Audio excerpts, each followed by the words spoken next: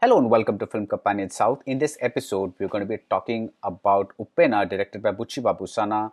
The film stars Panja, Vaisshnav Tej, Krithi, Shetty, and above all, as they say, Vijay Sethupathi, and it is now playing on Netflix. Now, right off the bat, I'll say that the film is filled with a lot of cliches. For example, there is this main romance about a super rich girl who falls in love with this poor fisherman boy from a different caste, and her father obviously objects to it. You have seen this kind of thing in Chinathambi in Tamil or its Telugu remake Chanti with Venkatesh. You have this plot point about a couple eloping and trying to survive in a different city. You had this in Kadal in Tamil and Sarat in Marathi, or even consider this plot point of why the hero has to stalk the heroine.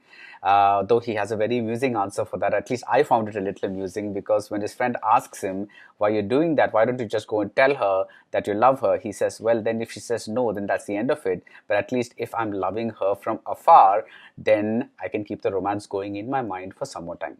Logical, right? So when you go to such a movie, the point is not whether the wine is old, but whether they have served it in a reasonably new bottle, and that I must say they have managed to do fairly well. The USP of Uppena is this question: what is manhood? Is it the mere biological fact that you have something between your legs, or is it something else, something more, something different?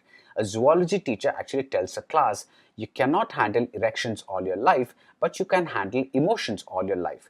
Now, I found this line a little oddly phrased and a little clumsy, but it does a wonderful thing of equating masculinity not with sex, which is this macho thing, but with tenderness and sensitivity. I like this concept for two reasons. One is Tamil and Telugu masala movies are always big macho movies where men are always projecting this exaggerated notion of malehood, masculinity, machohood, whatever.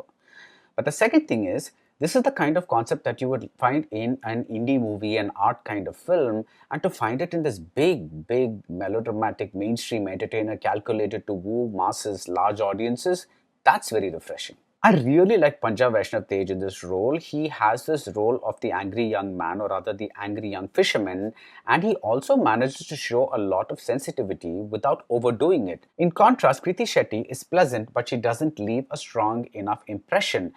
Though I must say that her final speech in this movie, there's a big speech there. It does an admirable job of laying out the film's themes in a very interesting manner. Is Uppena perfect? No. Not just the cliches that I mentioned earlier, but it's also about certain screenwriting which is a little broad and generic. I would have liked the relationships between both the hero and his father and the heroine and her father to have been more than just one-dimensional kind of thing, because I would have liked them to have been fleshed out a little more. I would have liked them to have contributed more to the way we regard these characters. And Vijay Sethupathi, as a Tamil viewer, I must say he felt really off because this is not his natural speaking voice. It's a dubbed voice, and he seemed strangely stiff throughout. He didn't seem comfortable at all in this performance, not when he's at home, ordering people about, and not when he's harassing the fishermen whose boats he owns. But if you like big Indian Desi style melodramas, I would say that there is quite a lot to recommend in Uppena, beginning with the lovely songs by Devisi Prasad. And there are other screenwriting choices that work quite well. For example, the fact that you feel that the hero is slowly losing his interest or love for the heroine, you think it is because of something that happened to his father, but it actually has something to do with her father, though I think most of you would probably know the big twist by now.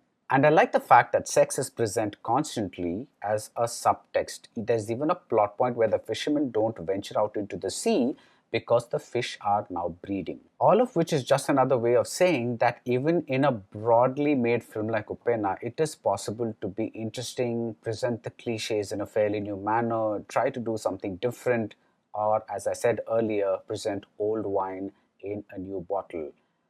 Or maybe here we should say old sperm in a new bottle, but then that sounds like Vicky Donor, right? Okay, before I go off on this very disturbing train of thought, I'm going to end the review right here.